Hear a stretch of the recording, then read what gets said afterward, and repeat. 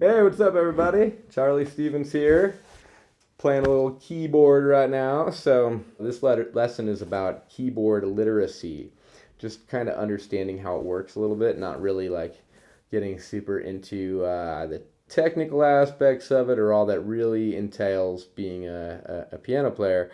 But I just think for any musician, learning how this instrument works is really helpful. So, this instrument has developed historically in ways that parallel the ways that musical performance practices and written musical traditions evolved. And it was developed in a very logical way to accommodate the musical system that, they developed back then. So we've talked in our musical alphabet lesson about how we have 12 different notes.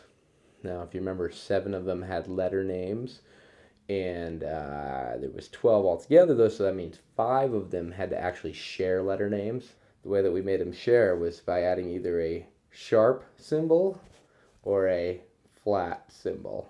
In the piano, they actually devised a way to sort out the naturals from the accidentals, which again means the sharps and flats. And they color coded them differently, actually. So the white keys on the piano represent the natural notes, whereas the black keys on the piano, those all represent sharps and flats. Okay? So they kind of did it very intentionally when they developed this thing. And it makes a whole lot of sense. It's very linear. You can kind of go through and play each note one right after the other, and it will be higher in pitch. Now, we can do that on our guitar when we go up one string, but when we change strings, we sort of do almost like a warp, a time warp. I guess not a time warp. What am I looking for? A wormhole. We get teleported to a different place in that same line. So it might seem like we're in the same place of our guitar, but we actually might be kind of jumping a bit. In the piano, it's all the notes are right next to each other, and you can see what they are, and they all look the same. So I have different frets where my notes are and stuff, and I have to really memorize where all those are. Where the piano is kind of easier, in my opinion, because they all look very unique. If I see a C, that's the only key that's to the left of the group of 2 black keys. And there's 2 black keys, and to the left of that, there's a white key. That's C. This one here is called middle C. So we looked at this a little bit when we were learning how to tune, right? And now hopefully this will help you figure out how to find those exact pitches if you had trouble with that in the tuning video. But so to the group of 2 black keys right to the left of that, that's C. Now that only happens if it's C. Now there's another note here that's at the left side of a group of black keys, but there are 3 black keys there. So the white key next to those, just to the left, that's actually F. It's a different key. Okay, the next time that happens over here, to the left of some black keys, that's a C again. That's an octave C. They look exactly the same. They're both hanging out to the left of the 2 black keys. This F that we learned about, well, that looks the same as this F. It's hanging out to the left of the groups of 3 black keys, right? So when we learn the notes, they don't move around on us or anything. They always look like the notes they are. So even though it might be a little bit of a study and it might be a bit of a challenge if you're brand new to this to memorize what the notes of the piano are, that will actually help you a lot regardless of what instrument you play. It'll give you a little way to visualize where all these notes are. And then you can see, here's F. That means this is F sharp right here. So I have, I can just kind of look at it and I can know that. It took me years to get there on the guitar, really. There were certain, F sharps maybe I knew more than others, but I just had a lot more places to memorize and they all sort of look different. Okay, whereas on the piano, that F sharp looks exactly like this F sharp and this F sharp. Super easy to find them all. So, anyhow, very important instrument to, check out, get a little familiar with, because it will help all of these concepts of theory really click. They won't be as abstract. You'll be able to have something in your mind where you picture, what would that look like on the piano? Here's C, here's a C sharp, and here's D right next to it. Now you can see there's something in between C and D. I can tell you that on the guitar, and I can say, hey, play the 3rd fret on the A string, and then on the 4th fret, that one's called C sharp, and on the 5th fret, that one's called D natural.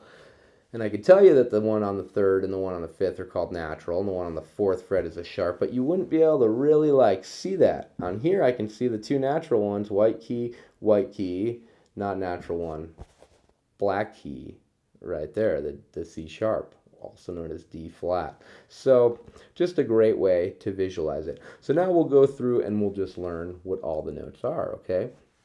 So I actually organized the keyboard in a scale already. If we just play all the white keys, starting on C, we'll start in this middle C because we learned where that was earlier. I'm just going to take one finger. Usually I would, do different fingers and do elegant, piano scale stuff. But we're going to keep it super basic and just use one finger and kind of plunk away at this thing just to see how this works. But if we play every single note until we get to the next C, that actually creates a major scale.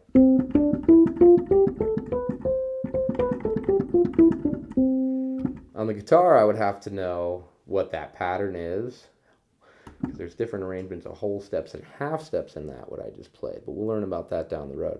I would have to know different fingerings. There's a lot of different ways to play that on guitar, actually. On piano, they made it very simple, so that's another good way. We're just going to be able to visualize stuff, and you'll see what I mean. The further down the road you get, the more you'll probably resonate with what I'm saying here.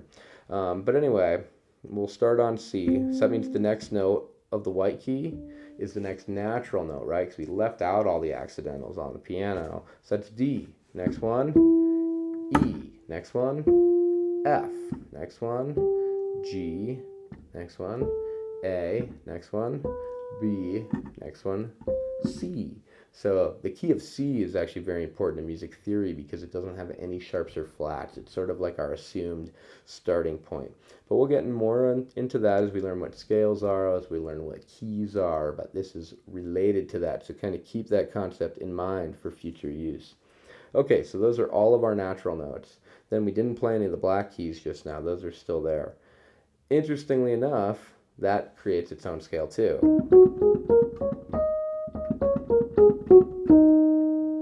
What I just played was an E flat minor pentatonic there. Although depending on how you play them, it could also be a G flat or an F sharp major pentatonic.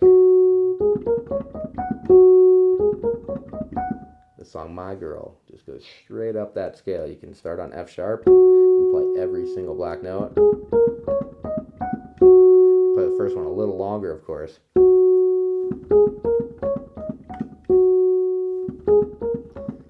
That's how you play My Girl, okay? So a free little song lesson bonus baked into this one.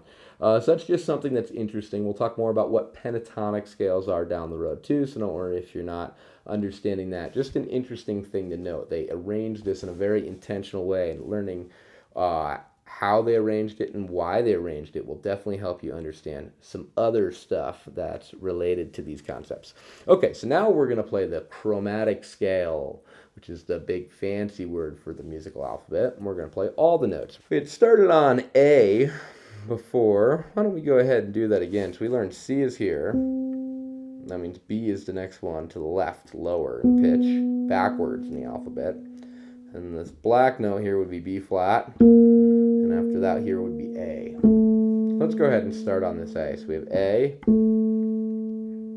Next one is called A sharp. Next one's called B. Next one's called C. That's because there was no B sharp, right? See how there is no key between that? If you watch our musical alphabet lesson, we talk about how B doesn't have anything in between it.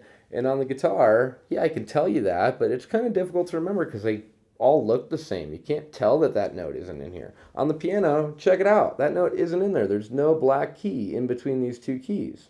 For all intents and purposes, all intents and purpose, I think everybody pronounces that one wrong. I think I probably do too. I'm not exactly sure. Leave a comment if you know the proper pronunciation for that term. But for our purposes, that note doesn't exist. We go right from B, boom, there we're at C, okay? Keep going. This is one of the reasons, by the way, why piano literacy is helpful because we can see that. We can see there's nothing in between. There's no B sharp there. Okay? C. Now we go to C sharp right there. We keep going. D natural. Okay? Keep going. D sharp. Keep going. E natural. Uh-oh, I don't see anything in between these two next notes here. E. Is there an E sharp? Well, there literally isn't a key there for E sharp. The next one is F. Now there's a black key, so that means F must have a sharp. F sharp. Keep going. Now I'm at G. Another black key next to G, so that must mean G has a sharp. Now I'm at G sharp. What do I do now? H? No, we don't use H. We go back to the beginning, which is A, and we're done. Back at A. Now let's do it backwards. We'll call them all by the flat names, just like we did in our musical alphabet lesson. So we're at A natural. Go back 1/2 step. A flat, aka G sharp. But as we discussed in that video, it's easier to call it A flat sometimes, as in this case. Down to G. There's another note next to G, so that must mean G has a flat. We called it F sharp before, but now it's G flat. Keep going. F. Nothing between these next two white keys. So from F, I must go to the next English alphabet name rather than one of these funny accidentals, and I get from F to E. I see a black key there, so that must mean E does have a flat. Doesn't have a sharp, does have a flat. So I go down, E flat. Continuing going down, D natural. Another black key right there, so D must have a flat, D flat. Keep going down. After D comes C. No key in between C and B. That means C has no flat. B has no sharp. Nothing in between there. We go right from C. Next note is B. B has no sharp, but it absolutely has a flat. And I can see it right there, this black key right next to B. B flat. Now I'm back to a white key. It's another natural letter name. A natural. And I'm back to A natural. Okay, see how that works? So if you're confused by our musical alphabet lesson, hopefully you'll be able to look at the keyboard and see where those black keys fall into it and how those ones are the ones that share names. And maybe having a little bit of a visual cue will help you understand how to apply this exact same concept to the guitar or even to singing or to any instrument. They're really all using this. If, we're talking Western music and we're acknowledging the systems of that culture, then it's true. All instruments are doing this stuff, right? So this is the very basics of music theory. So I know it's kind of a lot to unpack, so I hope I didn't scare anybody away with any of this explanation. All of these different concepts, I had to hear about them several times, and I thought I would kind of get it. I'd hear it the next time, make a little more sense. Finally, it would click, and I would really get it. So you will too. Just hang in there. And don't worry if it doesn't immediately click. In my experience, that's normal. Just keep after it, keep studying it. If one topic is confusing you, watch some other YouTube videos about it, and you'll figure it out. And we'll go nice and slow, and I'll keep referring back to what we learned today as we add to these concepts and build off of there. All right, well, thank you so much for joining me. Happy practicing, and I'll see you in the next episode.